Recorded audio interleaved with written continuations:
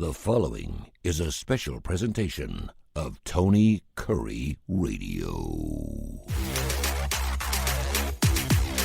Welcome back to the K4Wins. He is Gregory to my left, to my right, as you're looking stage right.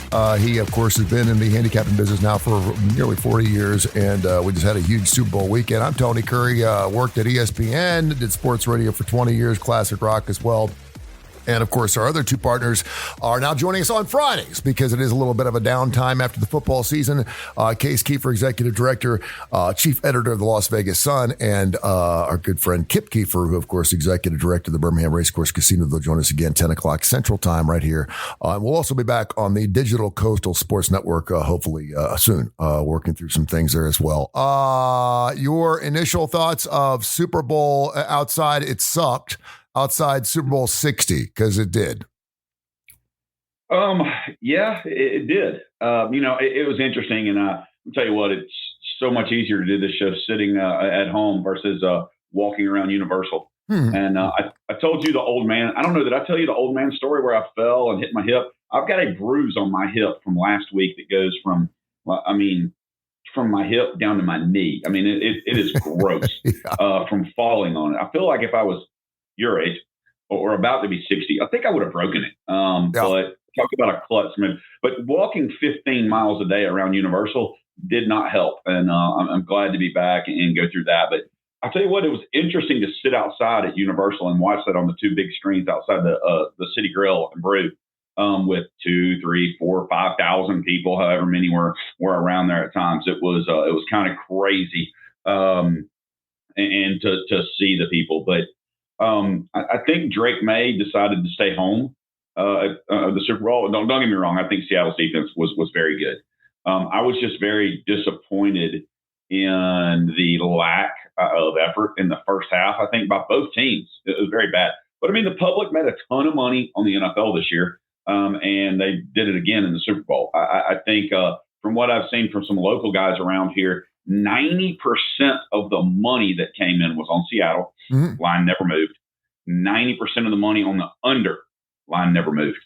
Yeah, and I know this past week you and I both went New England and over just to kind of chide up a little bit. And listen, like I said, I suck at picking Super Bowls. I'm just being honest with you. Unless I have a goat picking for me. I think it would have been just fantastic, though, if Walker, that touchdown, would have counted at the end because it would have put it over the total. And I was telling my son, I was like, can you imagine having a 6-0, 9-0 game at halftime and that thing going over the total? Because no one would have thought it was going to go over. It was so under all day long. But I said, man, I've watched enough Red Zone to know how this works. I mean, this is how it goes. There was a possibility. And if you had the over in that game, man, you were thinking to yourself, you turned it off 45 hours earlier, and all of a sudden you got the over, then it gets called back because, of course, of the holding penalty. I thought Chris Collinsworth said it right. I really like Chris, not only because he's a Cincinnati boy, but I think he does really, really well. And I can't believe it was Mike Tirico's first Super Bowl, by the way. I thought he did a great job as well. They were playing really safe in the first half. Our good friend Alda Greco, who joined us on the starting lineup this past week on ABC 3340, said that anytime you kick 3 points, you're 3 bits closer to losing. And it's true. The funny thing is when you went to their website, the Super Bowl website, to vote on Super Bowl MVPs, the kicker's name was nowhere to be found. And I'm thinking, the dude kicked 5 field goals. It should be good for something, right? You should, at least you have your name in the Super Bowl MVP somewhere, right? Especially in the, it's not like they were. Yeah, they weren't 50-yard field goals. No. Seattle could have easily scored at least 2. In a year that Adam Vinatieri makes it into the Hall of Fame as a kicker, so go figure. It was horrible. It was boring. And again, this is a rare thing. It's super rare when everyone's got the total and the side, and it doesn't change, and they nail it. It's just very rare, and so that's why I bucked the trend. I thought I'd go the other direction. But yeah, listen, New England, that schedule ended up playing huge into that fact. You're talking about New England, who had scored the second most points in the NFL this year. putting a goose egg up and almost became the first team in NFL history not to score in a Super Bowl, period. And so to take nothing away from the dark side, formerly the Legion of Boom, Seattle looked fantastic. And it looks like they've got a lot of guys coming back next year. And good for Sam Darnold, too. What an amazing story. A lot of people are talking about Sam's been in the league for 7, 8 years. I mean, this is not a rookie. This guy's he came in the league in 2017, 2018 with the Jets. We remember how that went down, but good for him. Stayed the course. Sometimes you take what you got, and it has so much to do with your surrounding personnel and your coaches and your assistant coaches, your head coaches, the players obviously you're playing with. There's 10 other guys on the football field at the same time, and it just worked out really well for him, and good for him. He wins, 31 games or something the last 2 years. Unbelievable. Now he's got a Super Bowl ring to prove it. So good for him. Yeah. And that I'm ready to move on. But what's interesting is I think this next year and in the NFL, I think the win total on New England's probably going to go from where I was, 6 this year to 9.5, 10, 10.5 next year. And I will be the first person to jump on the under if it's 10.5 for next year, unless I have the super easiest schedule again.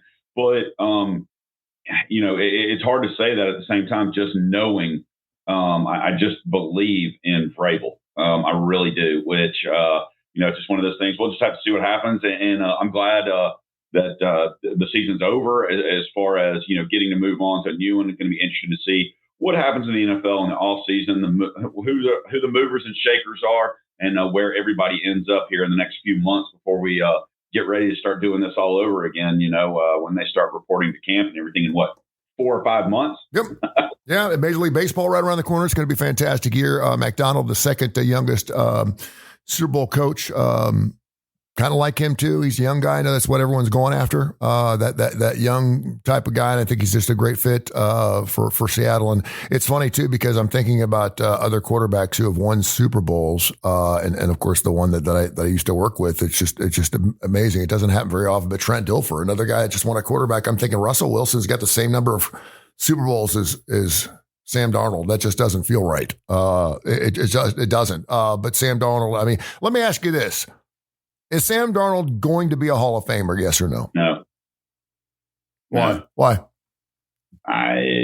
Unless he has another 10 years like these last two. But that's what I'm asking the question. In the first 5. I don't know. I think he was in a great situation in Minnesota. I think he's in a great situation in Seattle.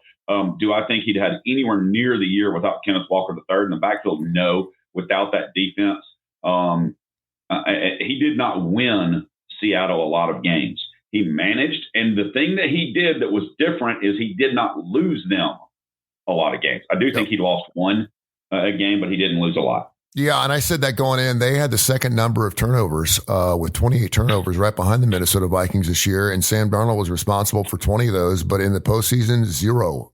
0 picks was fantastic. He had 4 touchdowns going into the Super Bowl game, and of course, there's Drake May, who had 4 touchdowns, 2 picks, and it was only a matter of time. He was getting sacked over and over and over again. I did think Chris Collinsworth brought up something really interesting. He mentioned several times that Drake, and listen, it's the second year in the league, for God's sakes. Absolutely. But he did mention, he was flustered. He looked a little flustered, and he had more time to throw the football. I want to know if there was there any truth to the conversation or to the thing that came out that he and one of his offensive linemen got in a scuffle at halftime, the guy that had given up 2 sacks in the first half. That came out, was all over social media after the game. I'm wondering if there's any truth to that. I hadn't heard anything about that since. Be careful what you read on social media.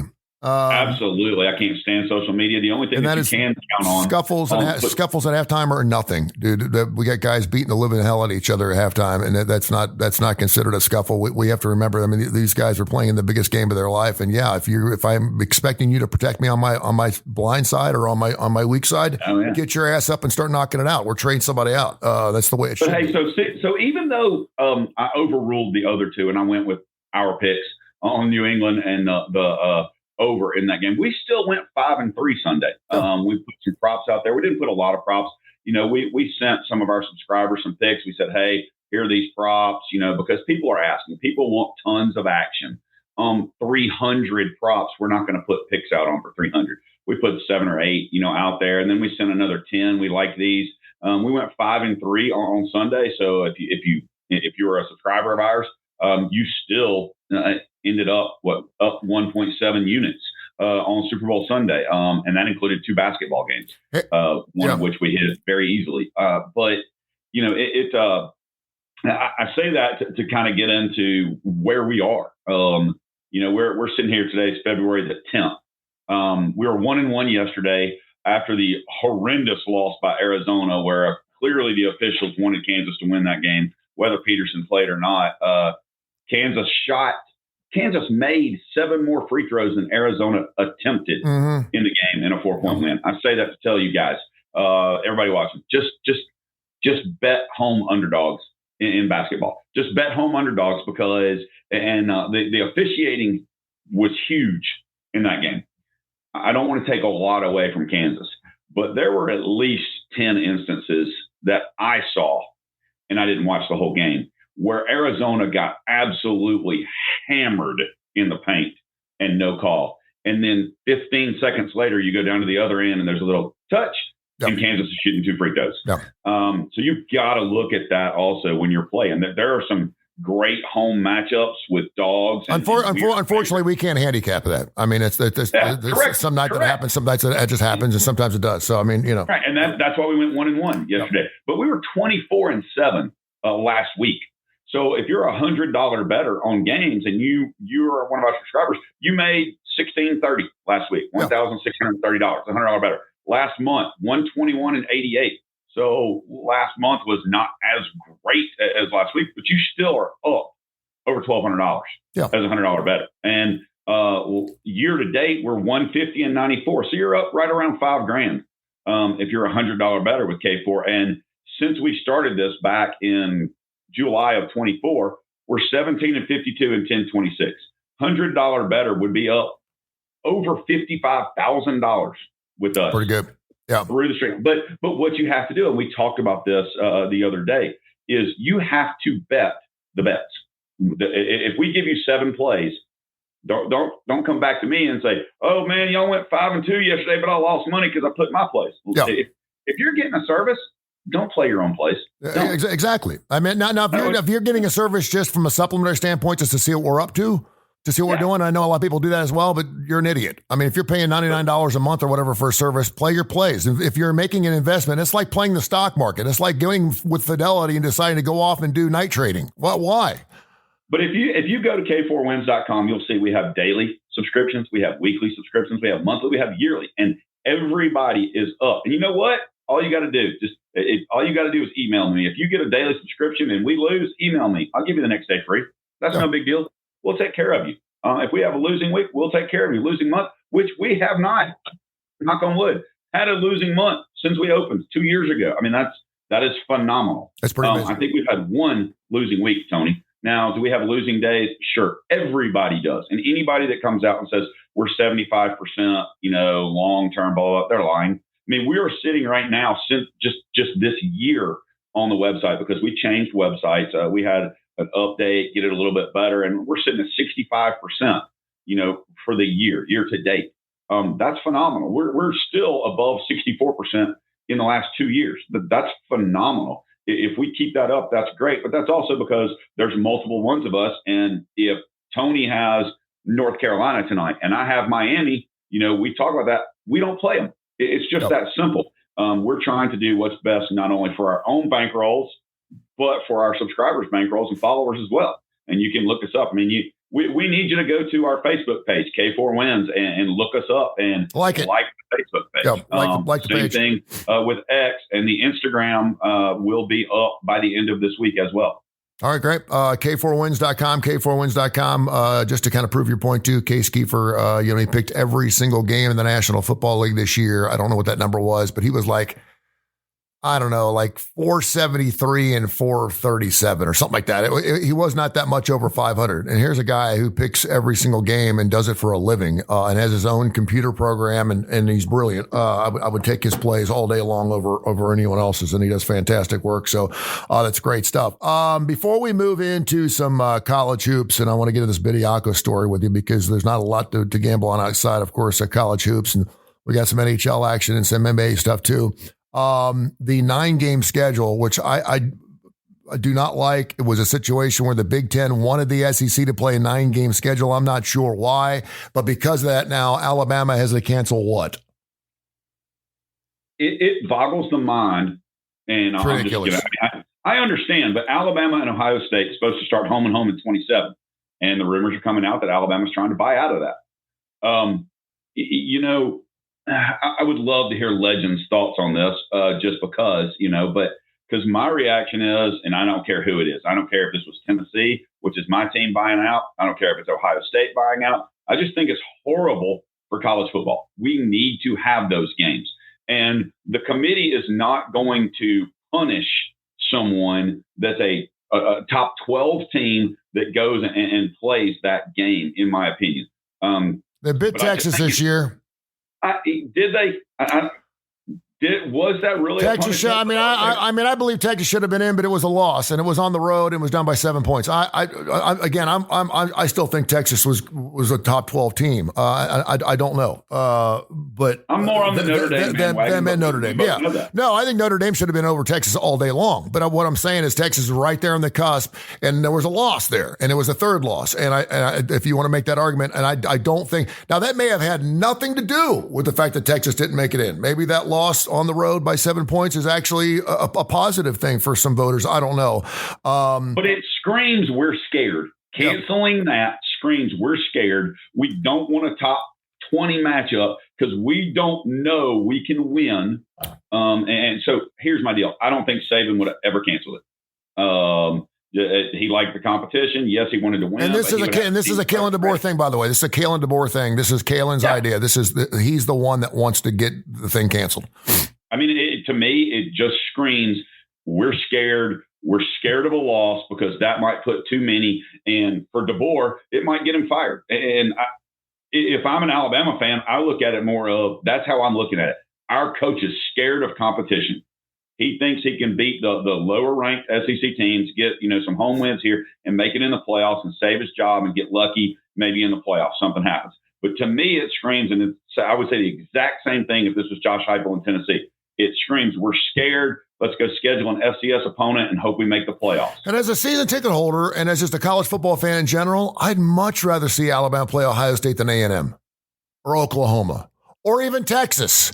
Or even Georgia to that extent. I love those non-conference games. I love those those are the ones that everyone talks about how big it was. Do you remember how great the competition was the first 3 weeks of this year? How incredible it was. Normally it's really good the first week because you get the Chick-fil-A kickoff bowl and all this other crap. And then usually the second week it falls off. We're playing Kennesaw State, this, that, and the other. The first 3 weeks are fantastic because everyone was playing out at a conference and everything was fantastic. And it's because we're playing 12 or 13 games and we only have 8 conference games.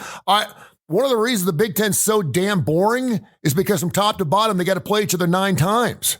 When you're only talking about 12 or 13 games, you're talking roughly 8 or 9% of your season in one game. It's just, I would rather see Alabama against, I'm trying to think, USC. Even maybe not a perennial, maybe not even a top 5, maybe a top team. Memphis, I would like to see that game just because we don't get a chance to see it very often. And I know ticket holders would agree with me there. Well, and then the other aspect of it is if you're going to, and this would be something that I would come in, like if I was in charge, I would come in and say, okay, if we're going to play this 9-game schedule and y'all are not going to play these great out-of-conference games, then play the smaller schools in your state. Yeah. Give the money to your state schools. Alabama, play Auburn, play Samford. Play UAB. Play those smaller schools. Yeah. And Ohio State, who does? Because the teams in the Big 12, Big 10 are much better than the SEC schools as far as scheduling local schools to play. And it's just like we've talked about for basketball with UAB. Alabama's just not going to do anything at all to give just the little slightest chance that UAB could better them in something. I mean, they barely play baseball against each other, but they'll do that just because it's a little bit different. Because they don't have to. I mean, with that argument, they don't have to, and so they're not going to. Yeah, but it sucks for the smaller schools in the state. I like to see the schools do that, and as they should. But we were going to have, we got 5 months to talk, or 6, 7 months. I don't know how long we've got to talk about football, and I've got a feeling that we're going to be talking about things like this till we're blue in the face starting next year, because unfortunately, I don't think Alabama's going to be the last team to pull this crap. We're going to be there. Gregory, he, of course, with part of K4Wins, Take 4 Wins. I'm Tony Kurre. And, of course, Case Keefer and Kip Keefer. They'll join us again on Friday at 10 o'clock Central. We'll be back on the Coastal Sports Network, hopefully, and also, of course, on Tony Kurre Radio, where we have thousands of callers and listeners every single week as well. Over 100,000 people have subscribed to the TKR app, so make sure you check it out. 10, 4.6, and 1.4. That would be rebounds and blocks. For Bediako, who played 5 games for the Crimson Tide, I'm happy for the NCAA. I think the NCAA gets a raw deal. I think everyone just screams. And we got to remember the NCAA was created by whom?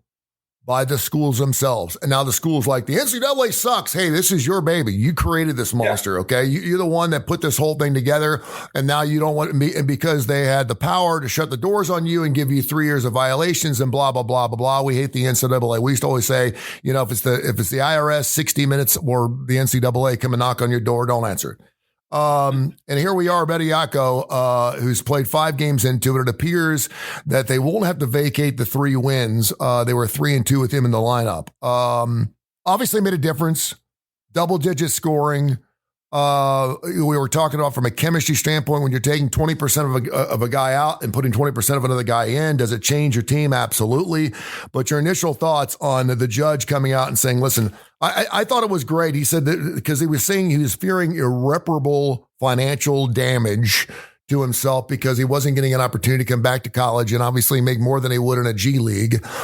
He's already played pros. If I'm this guy, and I realize that's where you go where the money goes, obviously if he's played in a G League, he's good enough to play up to his next game, to the next game where maybe he can be in the NBA and make a $697,000 minimum. I'm not sure why you'd want to take another year and go play. That's like you in 12th grade saying, yeah, I can win a championship in Little League. I'm going to go back and play with Little League for a little while because I don't think I can make it in Major League Baseball.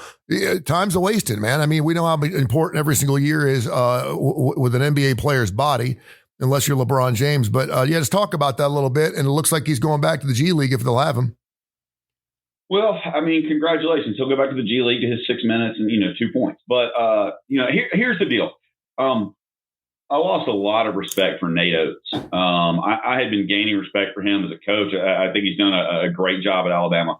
But to come out and say some of the stuff he said is just stupid. And to compare this guy to anybody else, in my opinion, is stupid. Bediako, okay, can you name any other player who left college, played in college, and left school to go to the NBA draft, played in the G League, and then came back? Can you name anybody? No, there hasn't been one. There's only been one. Exactly. Yeah. That is the whole point to me, is he was in college. He could have stayed in college 2 more years, and I believe he would have. He could have stayed in college 2 more years. And had he done this House versus NCAA thing would have gone down, I'm sure he would have considered doing that. But instead, someone chirped in his ear, and he got a chance to go to the G League, and he thought he saw big dollars, and now he's just chasing the money. Well, you got Najee at Baylor. He was drafted but never played. He never played college basketball, so he came back. He never played, so no college. You got Theory Darling at Santa Clara. Again, no college. None. You got Landon Johnson at Louisville, no college. Abdullah Atman at BYU, no college. So, I mean, overseas, I don't care what anybody says. Overseas is different. They don't have the college system that we have. And all of this got screwed up because we had to go NIL and start giving kids money anyway. I'm not going to get off on that crap that I could, but people have been paying them forever. And if you're going to school for free and they're giving you food and they're giving you all these things, guess what? You're getting paid. Mm-hmm. And I don't care if it's a $20,000 college or a $200,000 college. You're making money. You're getting taken care of. There's plenty of food. Don't give me this crap. Oh, this guy's on the streets. Oh, he's hungry. Blah, blah, blah. Everything is free when you're in college. And boosters at any school, if a guy on the bench said, I need $100, would give it to him. Now, it was illegal, but it's been going on for years. But I digress. The NIL screwed all this up. The fact that Alabama, who was punished by this? Bediako? No. Alabama? No. The 2 teams that lost those games, maybe so to them.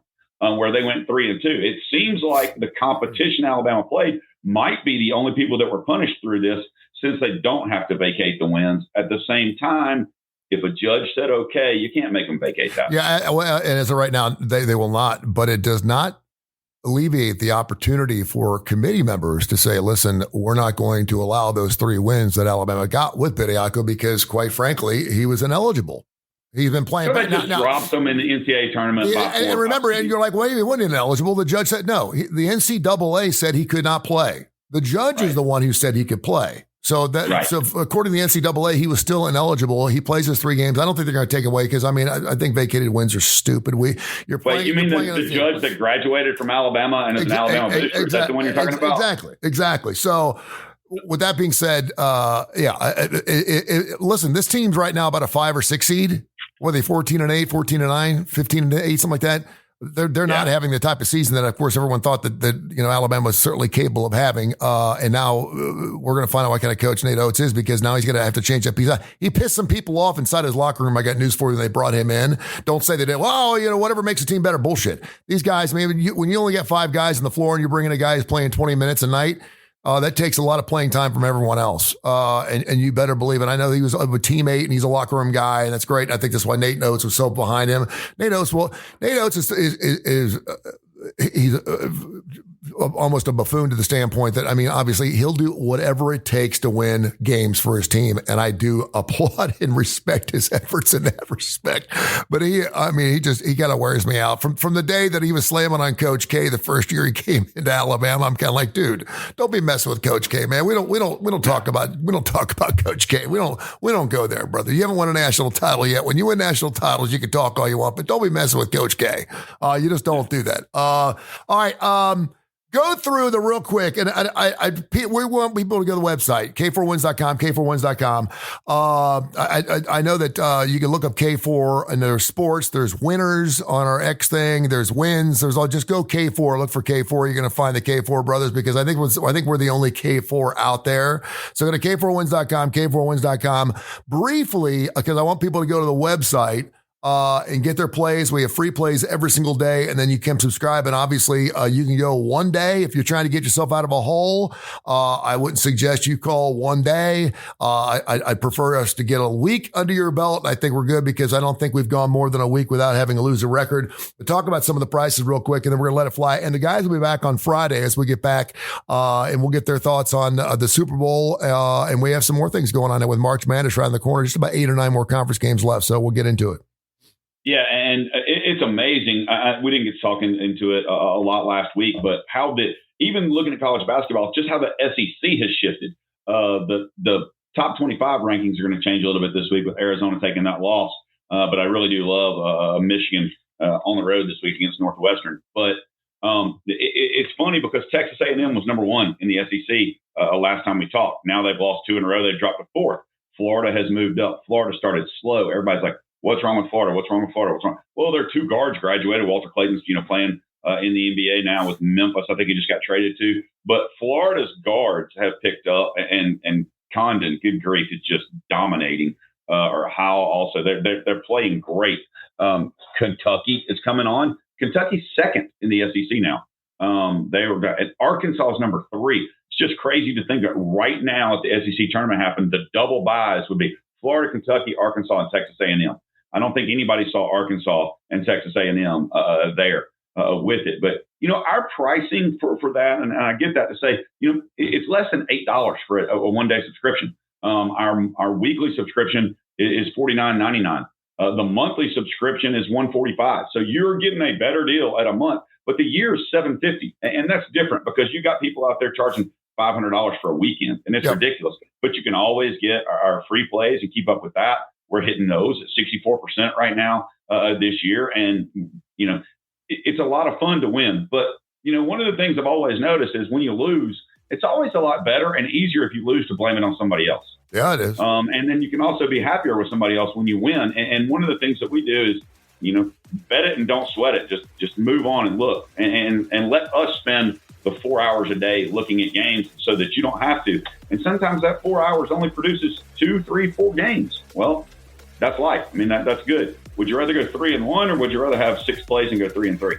True. K4Wins.com, K4Wins.com. Kai, thanks, brother. We'll get after it again on Friday right here on Tony Kurre Radio. Get the TKR app. You can listen to the show live on our YouTube channel. It comes up every time we're on. And, of course, also on Coastal Sports Network. We'll get back on them by the end of the week. And Case and Kip will be back. It's always nice to have the Keefer boys join us from the forum. That's why it's called K4 today. We'll go K2. But it's K4Wins.com, not K2Wins. K4Wins.com, K4Wins.com. Thank you, brother. Appreciate you, man. This has been a special presentation of Tony Kurre Radio.